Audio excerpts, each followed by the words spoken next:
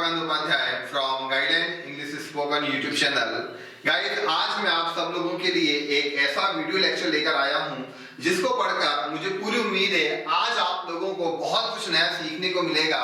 Guys, आज का ये वीडियो लेक्चर है, ये आपके अब तक पढ़े गए पुराने वीडियो लेक्चर से काफी एडवांस होने वाला है, क्योंकि आज मैं आपको यहाँ पे कुछ बहुत नई चीजें बताने वाला हूँ। तो नई चीजें क्या हैं, कैसे हैं, उसको समझते हैं। तो सबसे पहले जानते हैं आज के हमारे वीडियो लेक्चर का टाइटल नेम। तो जो टाइटल नेम है वो है मैं how to and might how to. तो जानते हैं कि क्या होता है मैं how to and might how to. तो गाइस, मैं हाउ टू यानी होता है पढ़ सकता है और माइट हाउ टू यानी होता है पढ़ सकता था। ठीक है, अगेन आई एम रिपीटिंग, मैं हाउ टू यानी होता है पढ़ सकता है और माइट हाउ टू यानी होता है पढ़ सकता था।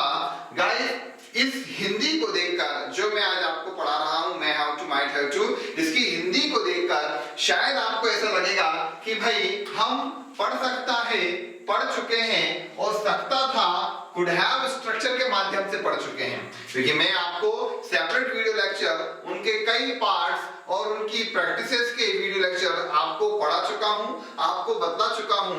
यदि आप लोगों ने वो वाले वीडियोस नहीं देखे हैं तो उन सभी वीडियोस के लिंक मैंने डिस्क्रिप्शन बॉक्स में दिए हैं, जहां जाकर आप उन सब वीडियोस का फायदा उठा सकते हैं। गाइस, मैं आज आपको यही बताना चाहता हूं कि आज का ये वीडियो लेक्चर आप लोगों के लिए खास क्यों होने वाला है। तो वही इसका बेसिक रीजन है कि आज जो ये मैं हाउ टू है इसका हिंदी होता है पढ़ सकता है, और जो माइट हाउ टू है इसका हिंदी होता है पढ़ सकता था। जबकि आज तक आपके द्वारा जिस आइडेंटिकल वर्ड्स और जिस हिंदी के द्वारा आपके द्वारा आज तक स्ट्रक्चर का इस्तेमाल किया गया वो था सकता है यानी कैन, आपने पढ़ा है। सकता है सकती है सकते हैं कैन, और सकता था आपने पढ़ा है कुड हैव। लेकिन आज मैं आपसे बात करने जा रहा हूं पढ़ सकता है या पढ़ सकता था। तो क्या होता है पढ़ सकता है और पढ़ सकता था, तो चलिए उसको हम जब देखते हैं। पहले मैं आपको छोटा सा एक इसका सकता है यानी कैन को रिवाइज करके ही इसके बारे में बताना चाहूंगा।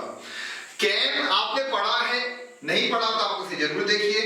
कैन में मैंने आपको बताया था कि जब कभी भी हमें सब्जेक्ट की 100% एबिलिटी और योग्यता को बताना हो तो हम वहां पर कैन स्ट्रक्चर का इस्तेमाल करते हैं, और उस कैन स्ट्रक्चर में आप अफर्मेटिव और नेगेटिव कैटेगरी में सब्जेक्ट के 100% एबिलिटी को बतलाते हैं, और वहां पे समस्त वाक्यों का अंत होता है सकता है सकती है सकते हैं जैसे शब्दों पर। Got it? काय पे अंत होता है समस्त वाक्यों का अंत सकता है सकती है सकते हैं पर। लेकिन आज मैं आपको बता रहा हूं पढ़ सकता है। तो पढ़ सकता है क्यों आया, ये मेन चीज है, क्योंकि पढ़ यहां पे एक मजबूरी को शो कर रहा है। वो क्या है देखते हैं। जब आप बोलते हैं तुम्हें यह काम करना पड़ सकता है, तुम्हें यह काम करना पड़ सकता है, तो सुन के कहीं ना कहीं ऐसा लगता है कि शायद कोई कंपल्शन है। There is any kind of the compulsion, यहां पे शायद कोई मजबूरी दर्शाई जा रही है। ठीक है ना? क्योंकि हम लोगों ने क्या पढ़ा है, तुम यहां काम कर सकते हो, जो आपने कैन के माध्यम से पढ़ा था। लेकिन मैं क्या कह रहा हूं, तुम्हें यहां काम करना पड़ सकता है। दोनों में डिफरेंसेस है। वो डिफरेंसेस क्या है वही मैं आपको बताना चाह रहा हूं, और वो डिफरेंस ये है कि जहां कहीं भी आपने पढ़ सकता है बोला या पढ़ सकता था बोला, वहां पे आपके द्वारा कुछ एक ऐसी मजबूरी, एक ऐसी जरूरत या आवश्यकता आन पड़ी है जिसके कारण आपको वर्तमान में या भूतकाल में अपने कुछ रेगुलर कामों को छोड़कर कुछ और ही करना पड़े, तो वहां पे आप प्रेजेंट में पढ़ सकता है और पास्ट में पढ़ सकता था का इस्तेमाल करते हैं। तो गाइस, ये तो आपने देखा प्रेजेंट के एग्जांपल्स। सेम मैं आपको पास्ट का बताता हूं। वह दौड़ सकता था, वह दौड़ सकता था। पास्ट की एबिलिटी को हम किसके द्वारा बतलाते हैं? कुड हैव स्ट्रक्चर के द्वारा। नहीं देखा है वीडियो तो आप वहां जाकर देखें और समझें क्या होता है कुड हैव। तो वह दौड़ सकता था, ये होता था आपका कुड हैव। लेकिन मैं आपको बता रहा हूं यहाँ पे पढ़ सकता था, तो एग्जांपल बनेगा उसे दौड़ना पढ़ सकता था। तो सेम चीज यहाँ पे रिपीट हो रही है कि यहाँ पर भी पास्ट में कुछ ऐसी कंडीशंस पैदा हुई हैं, कुछ ऐसी मजबूरी या कंपल्शंस आए हैं जिसके कारण सब्जेक्ट को वो काम करना पड़ता है जो उसके डेली रूटीन में या उसके हैबिट में शामिल नहीं है। तो गाइस, लॉजिक क्या हुआ? लॉजिक ये हुआ कि ये जो मैं हाउ टू प्रेजेंट में है जिसका हिंदी होता है पढ़ सकता है, और ये जो माइट हैव टू पास्ट में है जिसका हिंदी है पढ़ सकता था, ये एक ऐसा लेक्चर है, ये एक ऐसा स्ट्रक्चर है जिसमें मैं आपको ये बतलाना चाह रहा हूं कि जब सब्जेक्ट को कुछ ऐसे काम करने पड़े जो उसके डेली रूटीन से हटके हो, तो हम वहां पर सकता है मैं हैव टू का और पढ़ सकता था मैं हम माइट हैव टू का इस्तेमाल करते हैं। क्यों? क्योंकि अब तक आपके द्वारा जो सकता है सकते है पढ़ा है कैन, वो एबिलिटी को बताता है, और सकता था सकते थे पास्ट की एबिलिटी को बतलाता है। लेकिन जब कुछ ऐसी कंडीशंस पैदा होती हैं जिसके कारण सब्जेक्ट को वो काम करना पड़े जो उसके रूटीन में नहीं है, जो उसके रूटीन से हटके है, तो वहां पे एक पढ़ शब्द का इस्तेमाल होता है जो कि यहाँ पे मेन आइडेंटिकल वर्ड कहलाएगा। क्यों? क्योंकि आपने जब पढ़ा है कैन तो इसका होता है सकता है सकते हैं, और कुड हैव आपने पढ़ा था वो था सकता था सकते थे। तो कुछ तो हमें एक आइडेंटिकल वर्ड चाहिए जो सब जगह पे डिफरेंस क्रिएट कर सके, तो वो रहेगा आपका यहाँ पे ये पढ़ शब्द, और यही पढ़ शब्द आपका यहाँ पे डिफरेंस क्रिएट करेगा कि क्या डिफरेंस होता है can and may have to में, क्या डिफरेंस होता है आपका could have and might have to में, तो वो रहेगा आपका ये पढ़ शब्द। ठीक है गाइस, समझ में आ रहा है? तो मैंने आपको यहाँ पे बताया कि जब कभी भी सब्जेक्ट को कुछ ऐसी समस्या या प्रॉब्लम का सामना करना पड़े जिससे कारण उसको उसके रूटीन का काम छोड़कर कुछ ऐसा करना पड़े जो उसकी हैबिट या रूटीन या उसके स्वभाव से विपरीत हो, तो वहां पे जब वर्तमान में सेंटेंस बनाए जाएं तो वहां पर आपके द्वारा मैं हैव टू का इस्तेमाल किया जाता है, और जब उसी प्रकार का कोई सेंटेंस आपको भूतकाल के लिए इस्तेमाल करने हो तो वहां पे आपको माइट हैव टू का इस्तेमाल करना पड़ता है, जिसकी हिंदी होती है पढ़ सकता था।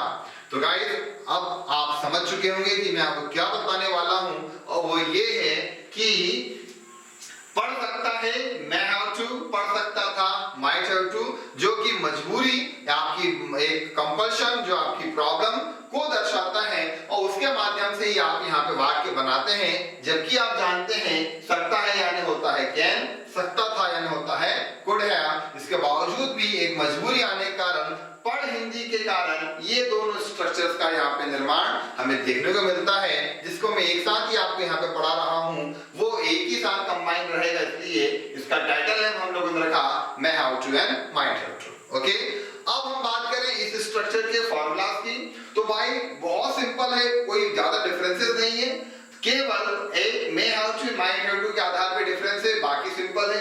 जब हमें मे हैव टू में एग्जांपल्स बनाना है तो हम इस फॉर्मूले का इस्तेमाल करेंगे, क्या है subject plus may have to plus verb first form plus object plus complement.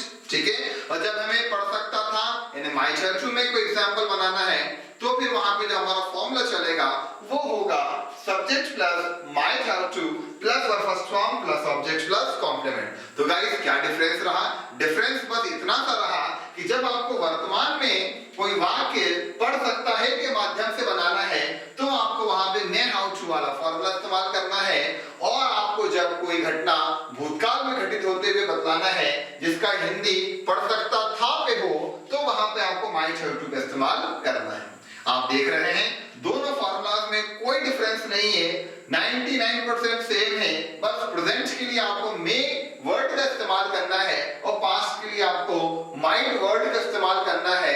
Rest all the things are same, बाकी बची हुई सभी चीजें एक जैसी ही हैं इस पूरे स्ट्रक्चर में, क्योंकि यहाँ पे एक सी ही बात हो रही है, एक मजबूरी को ही बतलाया जा रहा है। तो गाइस, आप समझ गए होंगे यहाँ पे एक प्रकार की मजबूरी को बतलाया जा रहा है। जब कोई मजबूरी प्रेजेंट में आएगी तो हिंदी होगी पढ़ सकता है, जिसका फॉर्मूला होगा subject plus may have to plus first form plus object plus complement, और वही कोई मजबूरी जब पास्ट के वाक्यों को प्रदर्शित करेगी तो वहां पे जब वाक्यों का निर्माण होगा तो subject plus might have to plus first form plus object plus complement वाले फॉर्मूले का इस्तेमाल किया जाएगा। तो गाइस, ये रहा हमारे माइट हैव टू स्ट्रक्चर का इंट्रो।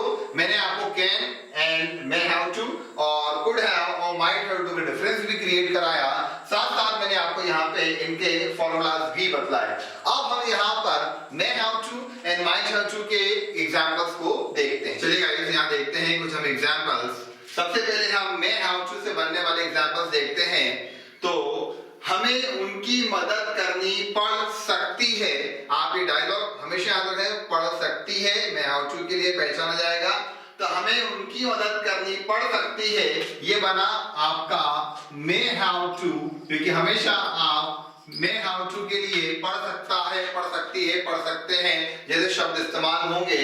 तो हमें यानी बना वी, और फॉर्मूला आपसे बोलता है subject plus may have to plus और first form plus object plus complement. तो फॉर्मूले के अकॉर्डिंग सबसे पहले हम लोगों ने लगाया वी, देन फॉर्मूला बोलता है यार मे हैव टू का इस्तेमाल करें, फिर आप निकालिए वर्ब फर्स्ट फॉर्म। तो मदद करना यहाँ पे पूरा हेल्प रहेगा उनकी, ये हो गया आपका देम। ये रहा आपका पूरा ट्रांसलेशन, हमें उनकी मदद करनी पड़ सकती है, we may have to help them. Okay, next example, तुम्हें पैसे खर्च करने पड़ सकते हैं। अगेन पढ़ सकते हैं, ये बनेगा आपका मे हैव टू।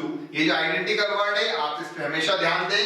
साथ साथ तुम्हें हो गया सब्जेक्ट, पैसे, ऑब्जेक्ट, खर्च करना आपका हो गया पूरा वर्ब। तो सब्जेक्ट सबसे पहले आएगा, तो तुम्हें अब बोलता है मे हैव टू लगाइए फॉर्मूला, तो मे हैव टू आया। वर्ब फर्स्ट फॉर्म, खर्च करना होता है स्पेंड, SPEND। अब बोलता है आपसे फॉर्मूला ऑब्जेक्ट, तो आप लगाएंगे मनी।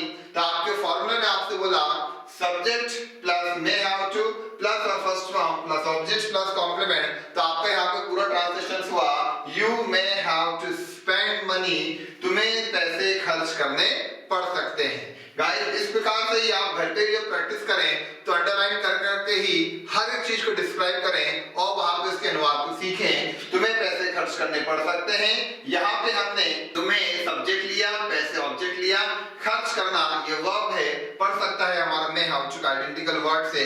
तो देखिए हमने यहाँ पे हर चीज को अंडरलाइन करा और देन इसका बाद हमने यहाँ पे ट्रांसलेशन करा।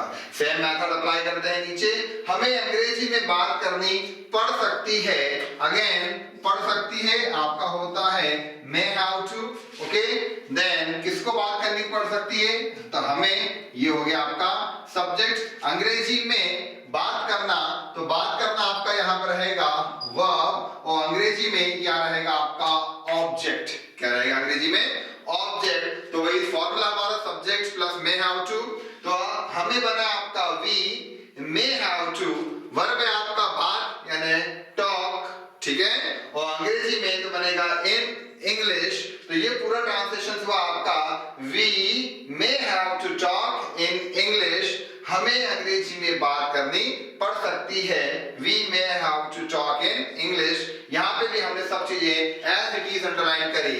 गाइस आप हर बार हर जगह हर स्ट्रक्चर में पहले अंडरलाइन करें, पहचाने सब्जेक्ट क्या ऑब्जेक्ट क्या, उसके बाद इसका फॉर्मूला सिलेक्ट करें और जैसा आपका फॉर्मूला आपसे बोलता है वैसा ही आप हमेशा ट्रांसलेशन करें। क्योंकि मुझे पूरी उम्मीद है और पूरा इस बात में मैं कॉन्फिडेंट हूं कि आप यदि अंडरलाइन करने के बाद जैसा आपका फॉर्मूला आपसे बोलता है आपने वैसा ट्रांसलेशन किया तो आपसे कभी भी कहीं पर भी किसी प्रकार की कोई गलती नहीं होगी, ये याद रखिएगा, ठीक है ना। तो अब इसका देखते हैं, उसे खाना बनाना पड़ सकता है, ठीक है ना, किसे खाना बनाना पड़ सकता है, उसे, तो ये हो गया आपका सब्जेक्ट। क्या बनाना है, खाना, तो ये हो गया आपका ऑब्जेक्ट। बनाना यहाँ पे ये वर्ब है और पढ़ सकता है ये आपका मे हैव टू का आइडेंटिकल वर्ड है। तो क्या ट्रांसलेशन होगा, उसे खाना बनाना पड़ सकता है, she may have to prepare food. बनाने के लिए आप चाहे तो कुक वर्ब भी ले सकते हैं, लेकिन प्रिपेयर वर्ब ज्यादा अच्छा लगता है आज की डेट में, तो she may have to prepare food. तो गाइस देखिए हमने यहाँ पे मे हैव टू में कई प्रकार के सेंटेंस देखे, अंडरलाइन करा और उनका ट्रांसलेशन करा। सब जगह हमने पहले अंडरलाइन करा, देन उसके बाद वहां पे फॉर्मूले का यूज करते हुए उन सब का ट्रांसलेशन किया। तो मोरल इज दैट आप हर चीज को अंडरलाइन करें, फॉर्मूला चुनें और देन ट्रांसलेट करें। तो गाइस ये रहा आपका मे हैव टू के एग्जांपल। तो गाइस माइट हैव टू के एग्जांपल्स हम स्टार्ट करें उसके पहले मैं आपको फिर से इसका फॉर्मूला एक बार याद दिला दूं। माइट हैव टू जब आप एग्जांपल्स बनाएंगे तो आपको वहां पर subject plus might have to plus और first form plus object plus complement फॉर्मूले की मदद से ही सभी वाक्यों का ट्रांसलेशन करना है। जैसे यहाँ पे दिया है, उसे दौड़ना पड़ सकता था, ठीक है ना। क्या आता है यहाँ पे वाक्यों का, पढ़ सकता था, जो कि यहाँ पर आपकी माइट हैव टू की पहचान मानी जाती है। देखिए माइट हैव टू यानी पढ़ सकता था, इसका आइडेंटिकल वर्ड होता है। अब बात करें किसे दौड़ना पड़ सकता था, तो उसे ये होता है सब्जेक्ट और दौड़ना ये होता है वर्ब। तो हमारा फॉर्मूला हमसे बोलता है कि हमें ट्रांसलेशंस के लिए subject plus might have to plus first form plus object plus complement का इस्तेमाल करना है। तो यहाँ पे आपका जो ट्रांसलेशन होगा वो होगा he might have to run, उसे दौड़ना पड़ सकता था, he might have to run. उसे के लिए हमने ही का इस्तेमाल करा और फॉर्मूला फिर आपसे बोलता है माइट हैव टू का इस्तेमाल करें। देन पूरा माइट हैव टू लिखने के बाद वर्ब फर्स्ट फॉर्म का ऑप्शन दिया फॉर्मूलाज ने, देन हमने इस्तेमाल किया दौड़ना यानी रन। तो उसे दौड़ना पड़ सकता था, माइट हैव टू की पहचान होती है और ये बनता है he might have to run. हमें रात में जाना पड़ सकता था, आपका अगला एग्जांपल, हमें रात में जाना पड़ सकता था। तो गाइस ये पढ़ सकता था अगेन आपका माइट हैव टू का आइडेंटिकल वर्ड्स हो गया, ठीक है ना। किसे जाना पड़ सकता था, हमें, ये आपका सब्जेक्ट रूप में अंडरलाइन हुआ। जाना यहाँ पे वर्ब है, कब जाना पड़ सकता था, रात में। तो गाइस ये कॉम्प्लीमेंट्स होते हैं, मैं आपको बता चुका हूं डिटेल में कि सुबह दोपहर शाम रात, ये चार वर्ड्स ऐसे होते हैं जिन्हें हम कॉम्प्लीमेंट कैटेगरी में रखते हैं। आप इस चीज को डिटेल में देखना चाहते हैं तो मेरा जो वीडियो लेक्चर बना हुआ है कि वाक्य में subject object verb and complement को कैसे पहचाने, जिसका लिंक मैंने डिस्क्रिप्शन बॉक्स में दिया है, वहां जाकर आप डिटेल में देख सकते हैं। तो यहाँ पर रात में कॉम्प्लीमेंट वर्ड कहलाएगा क्योंकि ये चार कंडीशन कॉम्प्लीमेंट्स में ही आती है। तो हम जब ट्रांसलेट करते हैं तो हमें यानी होता है वी, फिर फॉर्मूला बोलता है माइट हैव टू का इस्तेमाल करें, तो माइट हैव टू आया, वर्ब फर्स्ट फॉर्म जाना यानी गो, रात में एट नाइट बनता है, कॉम्प्लीमेंट वर्ड है, तो पूरा बनता है हमें रात में जाना पड़ सकता था, we might have to go at night, ये इसका ट्रांसलेशन। सेम, तुम्हें भीख मांगनी पड़ सकती थी, माइट हैव टू है, ओके। और भीख मांगना एक वर्ब होता है, इसे बोलते हैं बीईजी बैग, बैग यानी होता है भीख मांगना, ओके गाइस।